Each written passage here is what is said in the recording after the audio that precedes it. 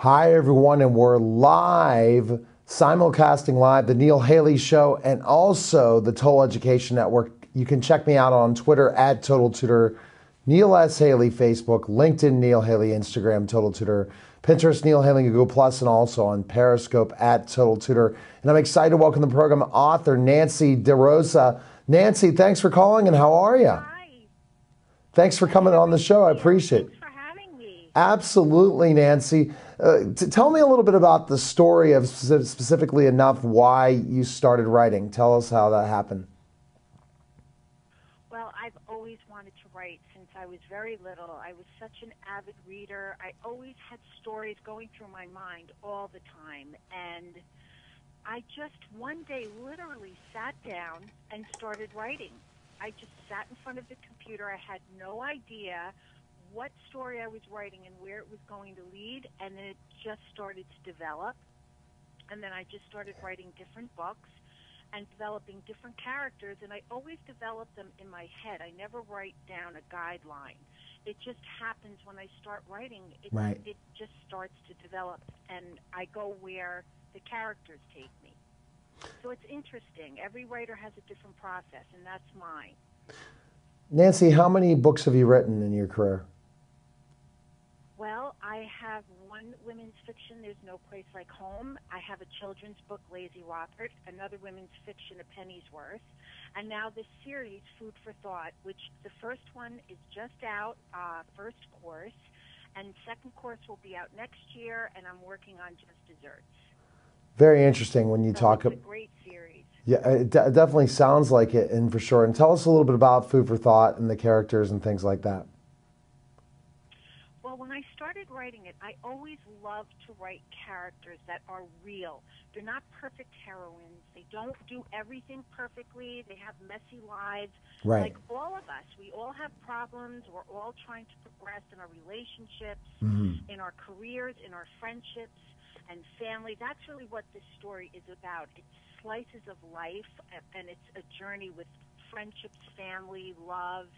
And it's about these 5 single girls, good ladies. They're 28. They're all single. They have really not much going on, and it's all a collective not much going on with the 5 of them as far as men in their lives that are significant. So they decide that every Saturday night they're going out for dinner together. And what happens in all of these different restaurants, everything is food related. My main character, Emma Craven, you really see her journey with her family. She meets a chef the first chapter. Like, I bring you into each restaurant, what they eat.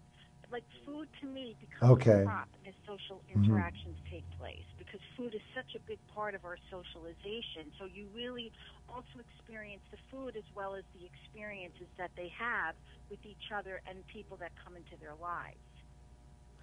And there are a lot of characters that are well developed in this story, and it's very relatable to women, I think, because we all have had insecurities. And one of the things that I really, really work with is so many of my friends and so many women are so hard on themselves. Yes. Like just yesterday I was in the city, and I was getting some tea at this donut cake shop, and a friend of mine who's so tiny said, I want the donut, I want this, but I can't have it. I can't. Oh, please tell me not to have the donut. And I just looked at her and I said, if you really want the donut, we'll all together have the donut. Right. And I think so many women deny themselves and have such a hard time with food. And this main character of mine thinks that she's, heavy, and she's beautiful. She's a healthy woman that enjoys life and enjoys food and a cocktail and her friends and family dinners. Family dinners are very big and prevalent in this story and what happens with the family dynamics. And through the story, and she meets the chef. Of course, this chef, Gary Parker, she falls in love with him. And I had to have a nemesis. And that is a beautiful, very thin woman who was the chef's ex-fiancé. Okay. And, of course, she's really thin, confident, snooty. Oh, yeah. And what happens with all of this, and we all have that nemesis in our life. Oh, at one definitely. time or another, because we all get insecure. That's what I really wanted to show. These women are flawed. They make mistakes. They maybe drink too much one night. They rely on a boyfriend. Like, how many people have thought of that, maybe not acted on it? But in the Food for Thought series, these things that we may think inside that we hide from everyone are really laid bare for the readers, so we can really relate to it. I think food relates so much to life, Nancy, in so many ways, and that if we deprive ourselves of food or look at different things in certain ways, it kind of puts us out there that, food is something, especially that the enjoyment of it, and that if we don't savor it in certain ways. So what you're telling is life is all about food in certain ways when you go to different restaurants or different particular meals at home and things like that, right? And that's kind of particularly part of the theme of this, right? The series. Yes. It's about, yes, of course, we all should be healthy and not eat 5 donuts every day. No, not at all. Every day. But we shouldn't be so hard on ourselves. And it's funny because there are a lot of family dinners. Like, they have Sunday family dinners. My main character, Emma Craven, and her family. And I really delve into the relationships between the brothers and the sister-in-law and all the things that are going on. And the food actually becomes part of the story. It's what the mom, Sally, what she serves, how she serves it, and there's a family fight, and I actually tie the food in, that the chicken loses its glisten, the spinach wilts, like the food becomes sad. Exactly. Dynamics around the table, because everything happens. So many shared experiences with others is tied into sitting at the family table, or at the restaurant, or the diner, or a picnic, and I show all of these different scenes and what happens while they're together. And the food is really tied into, which is fun because I'm also doing.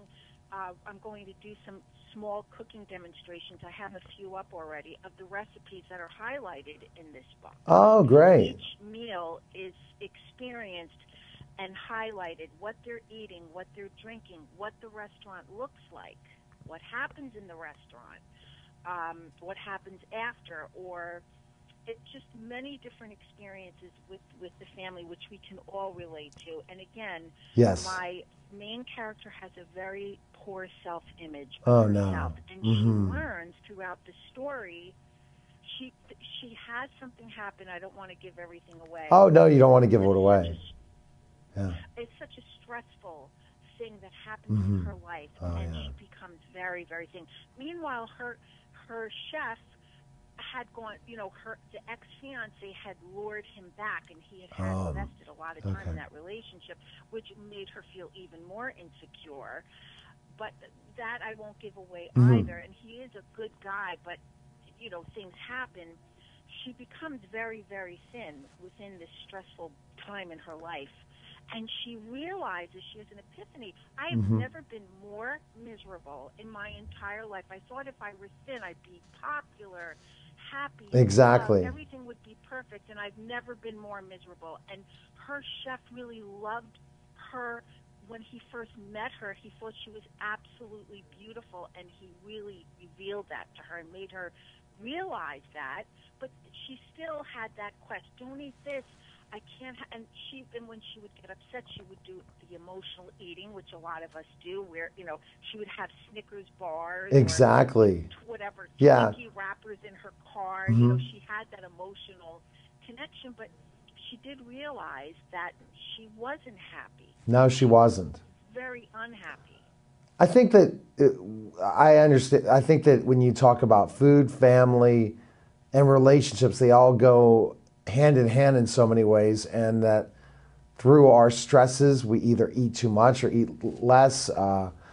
We utilize food in so many ways of family memories and times, especially the meal at home, that it really gets people to think about how their family meals were Am I correct, Nancy? How were their Yes. how was their home life? What were their dinners like? What were their breakfasts like? You know, what were the outings out? How are they like? You know what I mean? It's so much, again, that's very well developed because within each family, there's different dynamics. Like my main character, Emma, feels that she's not the daughter that her mom really wanted. Her sister-in-laws are so perfect and perky, and they're like cook, and they're like Martha Stewart, and she feels that her mother has more in common with them than she does with her because she's single. She goes out late at night. Sometimes she drinks too much, and they're a little patronizing, the sister-in-laws, because they're very smug and married, and they make little wreaths for the door, and they sew, and she feels she has nothing in common, like she almost doesn't fit into her own family. And again, what is revealed to her is that's not the case at all, that she is loved and needed and valued, and we all have those moments with siblings or cousins or grandparents and parents. We all have different progressions or slices of life. We work things out. We try to navigate throughout our lives. We solve one problem or overcome something, and then something else comes around the corner. And again, all of most of life in the socialization theme takes place around a dinner table. Well, it's true. You're sitting, you're talking, and that's what I write about. And the food again becomes a very big, important part of that story because food is the language of love. Yes. We meet our friends for dinner, our family. Easter is a big gathering, whatever holiday, and this is a very important part of what we do with each other, and that's really what I wanted to highlight in the Food for Thought series. All right, Nancy, best place we can purchase your books and learn more about you. Where can we go? Well, you can go to my website, www.derosabooks.com. That's DEROSA. I'm also at Barnes & Noble, Amazon, Kobo, All Romance, iTunes, Smashwords, pretty much anywhere that you'd like to go, you could find me. Google Play. Fantastic, so Nancy. Really easy to find. All right. Well, thanks again for calling, Nancy. Best of luck to you and success of the book. I really think when you talk about family, food, and relationships, they all go hand in hand. And best of luck with all the things you're doing. So thanks again for calling. Oh, thank you, Neil, and thank you so much for having me. You're welcome. Take care now. Thanks. Okay. Bye-bye. Take care. Thank you. You're welcome. Bye-bye. You're watching the Neil Haley Show and listening to the Total Tutor Show, and we'll be back in just a moment.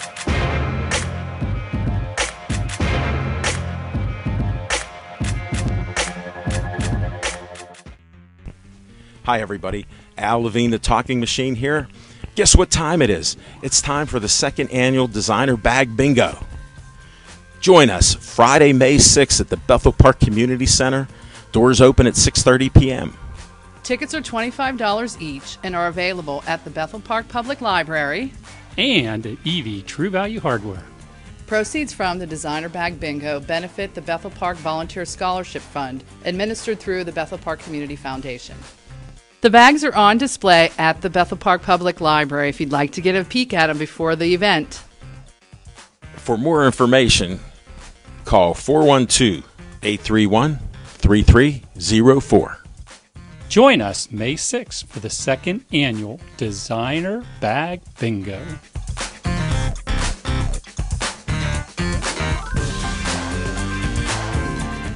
All I wanted was just one book.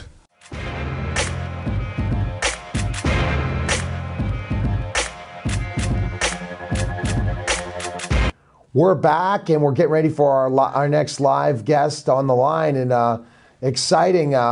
Remember, for our listeners out there, they have to go and check out The Sound of Music. We're waiting for Ben Davis to call in, and the star of The Sound of Music, again, March 22nd to 27th. Trustarts.org for more information and all that stuff as we are waiting on our next guest. This is going to be the interesting thing. But I'm doing TV today, live, simulcasting television and radio from 10:30 to 2 o'clock. Some amazing guests will be coming on the line. So we're just waiting for our next guest to get on the line, and then we'll continue the conversation. You can check me out on Twitter at Total Tutor, Neil S. Haley, Facebook, LinkedIn, Neil Haley, Instagram, Total Tutor, Pinterest, Neil Haley, Google+, and also on Periscope at Total Tutor. The rest of the interviews are 30 minutes long, so I just had to start out this day with a little craziness, just waiting for our next guest to get on the line. Once they get on the line, we'll be ready to roll and all of that sort of stuff. So I'm going to check in a second if we don't get the call and see how we can connect with him. Because, again, there's always ways of fixing that on the editing room floor for sure if we're not seeing that someone called in. But talk about I can't wait to go see The Sound of Music Tuesday. Favorite songs, a lot of fun. My wife can't wait as well. Another date night. And when you think about the Von Trapp family and all the interesting things, lots of historical stuff. But I'm going to go now try to connect with him to make sure he's calling, because somehow he has not yet. So let me check and see what's happening.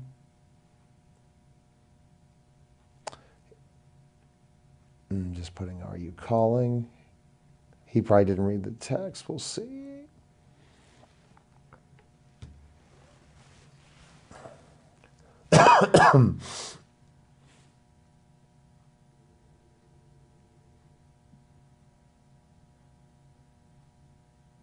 All right. We're back to the Neil Haley Show. Go to my website, totaltutor.net, for more information. Twitter, Total Tutor, Neil S. Haley, Facebook, LinkedIn, Neil Haley, Instagram, Total Tutor, Pinterest, Neil Haley, and Google+, and also on Periscope at Total Tutor. And I'm excited to welcome the program star of The Sound of Music, Ben Davis. You play Captain Von Trapp. Ben, thanks for calling, and how are you? My pleasure. How are you guys doing? Oh, I'm doing fantastic, Ben. And what an opportunity to play Captain Von Trapp. Wouldn't you agree? Yeah, it is. It's iconic in the American film history, American musical theater history. It's a great sense of responsibility and just a lot of fun. Again, March 22nd and 27th, we'll be at the Benedum. Ben, it's just like, when you think about The Sound of Music, I'm sure when you were studying theater, always you probably seen this 1,000 times, haven't you, before starting to play this, right? Yeah, I mean, that's the thing. You know, the funny thing is that because I didn't start in theater till late, I was more of a jock, so I didn't even see it in its entirety until I'd been cast in another production back about 4 years ago. So I kind of came at it with fresh eyes, but then, you know, everybody, whether they realize it or not, has heard the music and they've seen snippets of it here or there. Exactly, and that's the cool thing about it for sure. And for your character, was that an interesting preparation for that character, especially when you talk about the big family and having that certain leadership quality that you had to play throughout this show? I think, yeah. What you do usually when you or what I do when I'm prepping for a show or a role is that you have to start with the script, right? You have to start with what the script gives you and try to gain insight as to who the character is through that script. And then because he was a real life person, you can go back and you can kind of fill in some gaps with who he was Definitely. in real life, or who, you know, we think he was in real life. So it was a lot of fun. And then the kids thing just kind of happens because you never know what kind of kids you're going to get until you're in the room and you see their personality. Yeah. Our kids bring such a unique, each of them has such a unique personality that as long as I'm open to it, they're gonna give me something. What about, you were talking about how you just learned about this a few years ago, The Sound of Music, and really looked at it, studying specifically the history of this and the whole thought process of that time in history and what was happening, and how we never can forget these things, right? No, and you know what's interesting is that the movie is different in many ways from the stage version. Mm-hmm. And I particularly, I actually like the stage version better, and that's pretty maybe a little bit biased, but I think that the movie version took out some things. I think the stage version is a lot more complex. It talks more about the political undertones of the time period. You know, this was 1938, Nazi invasion Austria, and that brings a real urgency to the whole piece. And the movie is something we all know and love. But I think that the Broadway version, the musical version, has a lot to say. It does, and it makes you think, and it brings up that time, especially with how Germany was taking over different countries, and the whole thought about the pride of the nation of Austria, and how they did not want to be taken over, and that certain people were buying in on this. And I'm sure we look at economy in Europe at that time, and I'm going to buy into this personality, and young people were just flocking to Adolf Hitler, and certain people were selling it, while Captain Von Trapp had nothing to do with it. Yeah. No, gee, but doesn't that kind of sound like maybe today too? I mean, yes, that's the ironic thing. It does. In the show right now is that there are these parallels that you can unfortunately draw, and God knows I'm not comparing anyone or anything together. I would never. No, not at all. But you can look at time periods, and you can look at circumstances and say, okay, why do these type of people come to popularity during these times? And I think that we need to learn from our history lest we repeat it. History repeats itself for sure, and all that. So tell me about working with the cast. What did you think of it, for sure, and in preparation for the singing and being involved with a lot of girls and boys, and working on your tone of how you're singing with your co-hosts and stuff. Tell me specifically how you got all that together.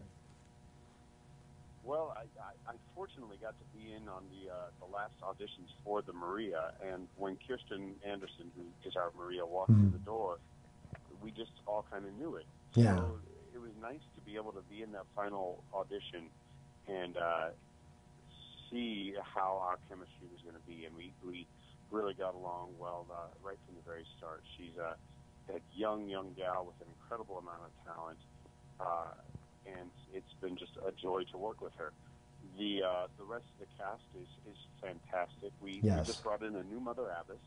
Our first Mother Abbess, Ashley Brown, was 7 months pregnant by the time she the costumes hid that, but now we have Melody Betts, who's fantastic and brings a whole new energy to the show that she's been able to seamlessly slide in, and her voice is incredible. The audiences are going to go nuts over it.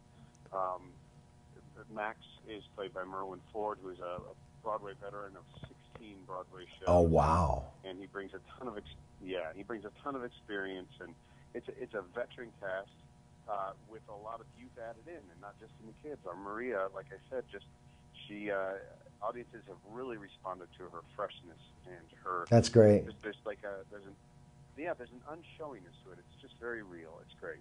You think of the innocence of Maria at that time, and how she was so naive in ways, and also very wise in ways. That's the character you think about, for sure. Well, and that to a T, what you just described is Kirsten. Kirsten just turned 21 in September. So she has that naivete, she has that freshness, that youthfulness, but she also is preternaturally wise. So she has these kind of, both of these things working for her that just really, she is Maria. So it's a great fit for her. And see, and that's the thought process. And I know I'm sure once you knew you had that role, you probably went back and checked out the history. Remember how ABC covered the whole Sound of the Music anniversary for the film and everything. And at that time, did you know you had this role, or were you just kind of checking it out and saying, "Oh, this is interesting"? At that point, did you? Check out, because I played the role once. I played the role before. I had a connection with it, so I was doing that. And anytime you get to watch Christopher Plummer up there, and all those people, it's a treat.